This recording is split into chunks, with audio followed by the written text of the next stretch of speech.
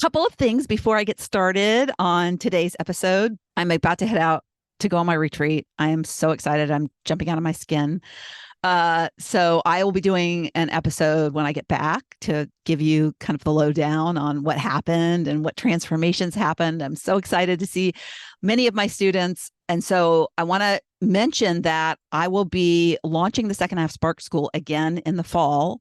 I haven't launched it the last 2 falls. So this is a real treat. And so I'm going to be launching it again in the fall, sometime mid-October. And I'm going to be doing a webinar, a free training in the middle. I think the webinar is going to be like the second week in October, and then the Second Half Spark School will open the third week in October. So stay tuned. If you've been to any of my previous trainings, you might want to sign up for this. We don't have the registration up yet. We'll be putting that up about 10 days before the webinar airs, because if we do it any sooner, people will forget about it. You can, and I apologize because I'm sorry, I'm just not a marketer. It's just like some days I think, oh my gosh, I need to get my shit together when it comes to marketing. But we have on my website, notyouraveragegrandma.com, we have the Awaken Your Inner Spark. You can sign up and get on the wait list for that workshop.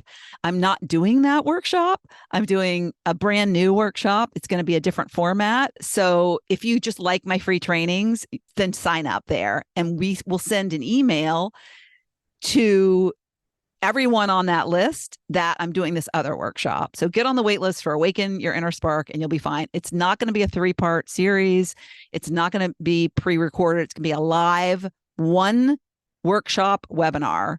So between 90 minutes and 2 hours. So, that's the format I'm going to do this time. I do better live. My last one was pre-recorded and it was, not one of my best. And so I'm going to do it. And we're still thinking about the title, but I think I'm going to go back because I loved my Ignite Your Second Half Soul, even though it's going to be a new version. It might have that title. It's just going to be a different version. So if you ever attended those, but the idea is to, the idea is the same. The theme is always the same. It's to get you more sparked about your life, to get your little flame. It's out.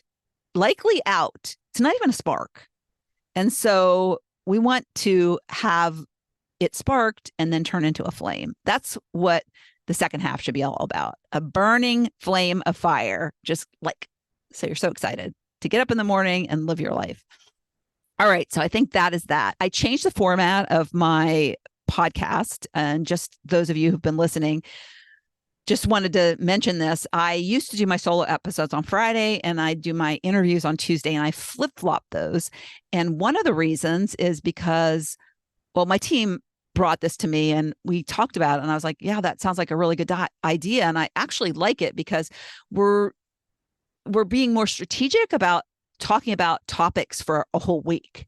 And so my people, my guests who come and do the interviews, we always have really great conversations, and you only hear part of our conversations. We talk because most of them I don't know. And so we meet each other. So we have a few minutes to just get to know each other in the beginning before I hit record. And then often we talk for 20 or 30 minutes afterwards. In fact, one of my recent guests, she's going to come on into the school and do a workshop on writing memoirs, which I'm super excited about. But I switched it up and they give me ideas. And today's podcast is an idea from a guest who her interview is going to air on Friday. So you want to tune in. But it's about changing your mind. She made a decision and it involved marriage, and she changed her mind. And it was a huge decision. And it's okay to do that. And I wanted to talk about that because I think so many of us make decisions and then we live in guilt because we want to change them, but we don't. And when we don't change what we know we need to, for whatever reason, a lot of times it's because we don't want to go back on our word. But is it really a good word for us if our circumstances have changed or you've gotten new knowledge about something? So it's really, really important that you be okay with changing your mind. And I use some examples in my life of where I've changed my mind. Because I think examples help. But I want you to really think when you finish listening to this episode, what decision you made that's been floating around in your head about, you need to do something maybe different, maybe make a different decision, change your mind about something. And it can be in any area of your life. So I throw out a few ideas, a few topics, and just asking the question for you to consider. So this is an action-oriented episode. So first, I want you to listen, think about the questions I'm posing, and then take action if something comes up. All right, enjoy. Welcome to another episode of Living Your Sparked Second Half. Today's episode, I'm going to talk about why it's okay to change your mind. Because I think a lot of us, I know this is true of me, so I'm just speaking from my own personal experience. We sometimes make decisions and feel guilty for changing our minds. We think we're wishy-washy, or we think about what somebody is going to think if we change our mind. And it's okay to change your mind. In fact, research shows that when people who do change their minds, they are actually people who are more open, people that have an openness to learning and like to get new knowledge. Because when you get new knowledge, that informs you that you probably should change. So reasons for changing your mind that are valid are getting the new knowledge that leads you to the change of mind, having evidence that this change is for the good, and shifting circumstances. Because a lot of us, things that were are no longer. So when we made our decision, times have changed, our circumstances have changed, our life has changed and evolved. We've evolved. When I think about the decisions I made when I was in my early 20s versus the decisions I would make now based on the wisdom I've gained and the lessons learned through my lifetime, I better be changing my mind. And when you stick to an opinion or a decision when you're faced with new knowledge, is that actually showing an openness? Or is it a sign of resistance to change? Which choice, if you decide to stick to your guns, not change when you have new evidence, new knowledge, or changing your mind, which person do you think would be more stagnant or more stuck? It would be the person who's not willing to change their mind, I would think. Makes sense to me, at least. An example I thought of was just thinking about me as a woman. If I had lived in a different century, if society in general, people in society, because society is made up of people with minds, and if those minds had not changed and said, oh, well, it's okay for women to work, because a century ago it wasn't really. You stayed home, you took care of the kids, and you cooked. Well, I would have been a miserable woman. Thank God that people's minds were changed about that, because I was always the kind of woman, although I loved my kids and I loved raising my kids, and I spent all of my spare time with them and coached them and things like that when they were kids. But I would not have been a happy person if I had had to stay home and raise them. I don't believe. And so that's an example. It's an example of societal change, but it's multiple people changing their minds. New evidence. This is okay. Times have changed. Circumstances have changed. Shifting circumstances. And likely the new knowledge is women are happier. Women can contribute to society equally, and maybe with a new and better perspective than men. So as I was researching this topic, I discovered Alex Lichtman had written in Psychology Today, and I loved this quote, so I wanted to share it. We need to be able to transcend our small-minded ego to even admit we might have been wrong on a previous decision or opinion. Yes, it takes humility to admit an about face on something. We just dig in our heels, right? We dig into the beliefs and defend our position about why we decided to do something or why we even have an opinion about it, rather than explore other ideas or options. So if you're somebody who is faced with new information, and maybe it's not even about you, maybe it's not a personal decision you made about you in your life, maybe it's you decided on something and then it's an opinion about somebody else's life, but yet something's changed, you have new information, why would you stick to what your opinion was before? So you could changing your mind on decisions you made or opinions that you have. And it could be about a belief that you have. So I'm curious what decision you've made that you know deep down is no longer the right decision for you.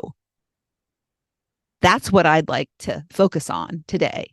That's what I'd like you to think about. That's what I'd like you to take action on when you finish listening to this episode. And it's going to be a short one because I want you to think about, are you someone who has new evidence? Circumstances have changed. And there's something inside of you that this keeps coming up, but you're digging in your heels. No, I made that decision. And that's the mentality we often come with. I made that decision. I can't change that decision. And I'm giving you the opportunity to question that and to really process and become aware of the reasons why you're choosing to not be okay with changing your decision. What is it? Is it guilt? I had two Catholic roommates in college. They were always filled with guilt. Catholic guilt, we called it. It was a joke.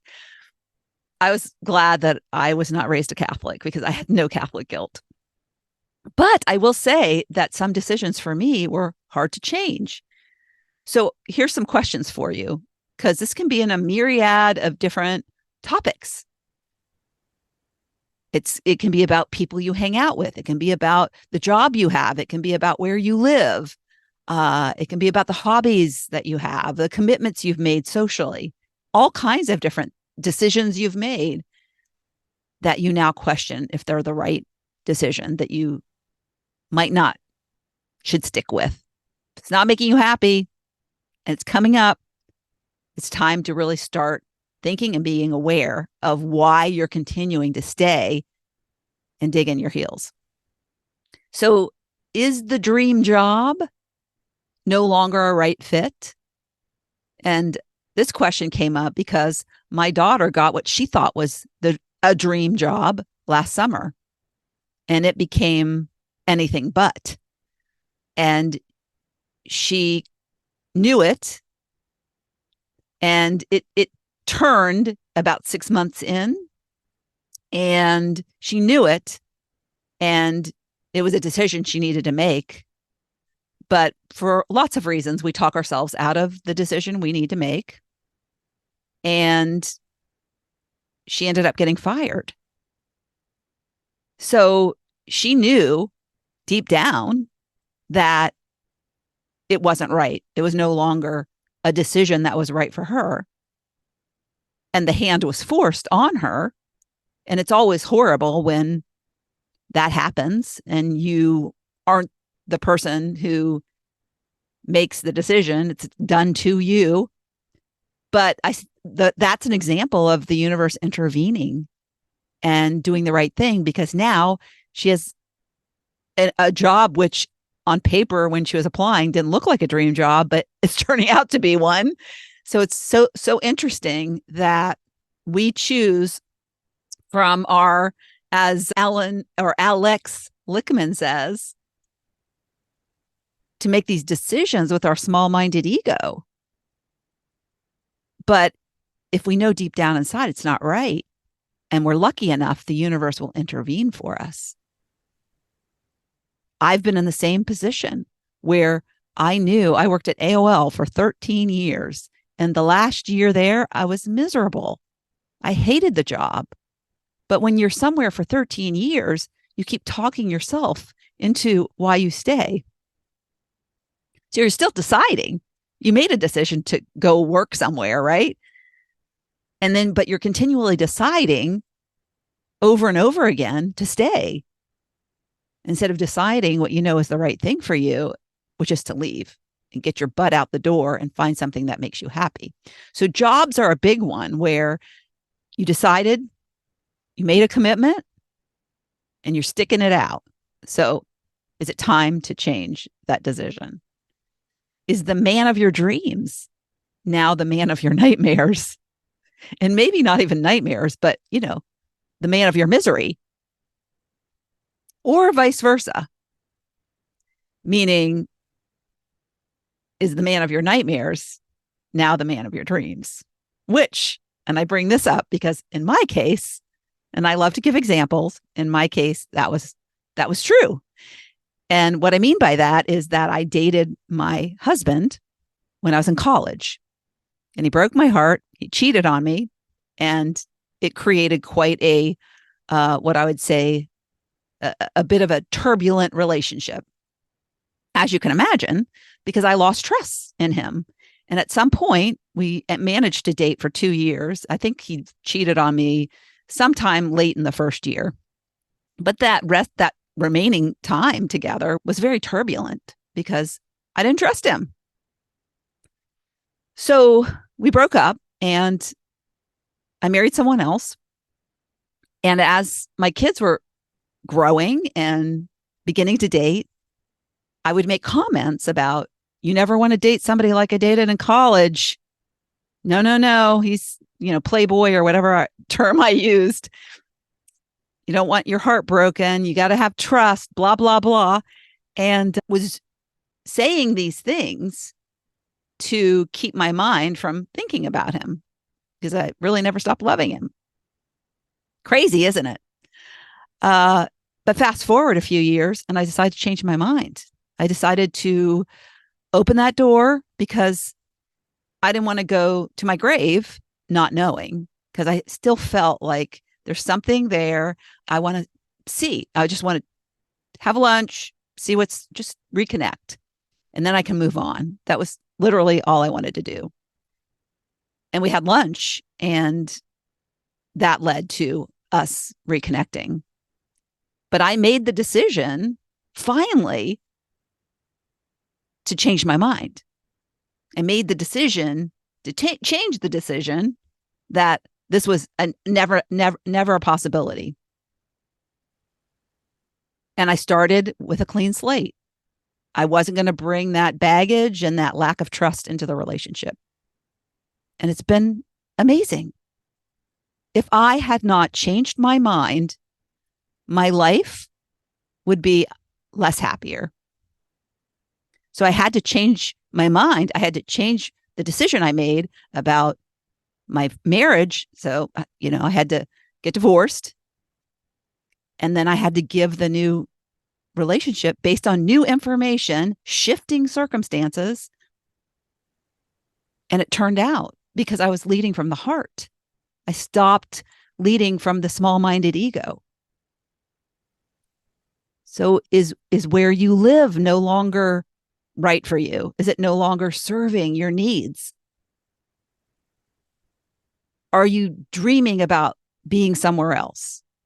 Are you thinking often about, I hate my house. I don't like my neighborhood for whatever reason? Don't dwell on what you don't like and what you hate and what you don't want. Start to move towards the change and changing your mind. That decision was made then. You have new information. You have new desires, shifting circumstances, which new desires are. Push always for happiness. And if it requires changing your mind, it is a good reason to change your mind. Is a social group no longer the right group for you? Is it now the wrong group for you? I see this with people who maybe they've stopped drinking. They've decided to get sober. And their social group are a bunch of drinkers and a bunch of partiers.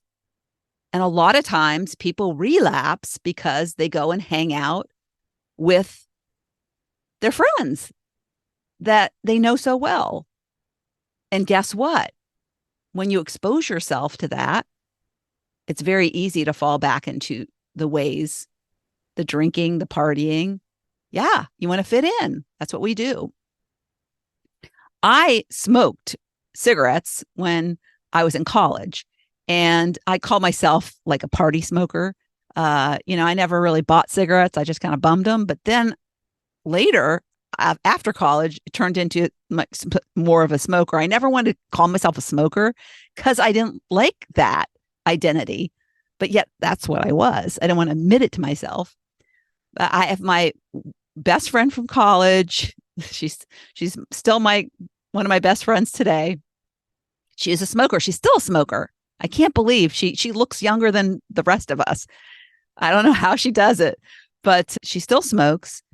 Every time I would go out with her, I'd be quit smoking for months, and we would go out and I'd light up a cigarette with her. So you have to understand that, and it's not necessarily changing my mind about her being a friend. It's changing my mind about who I want to be.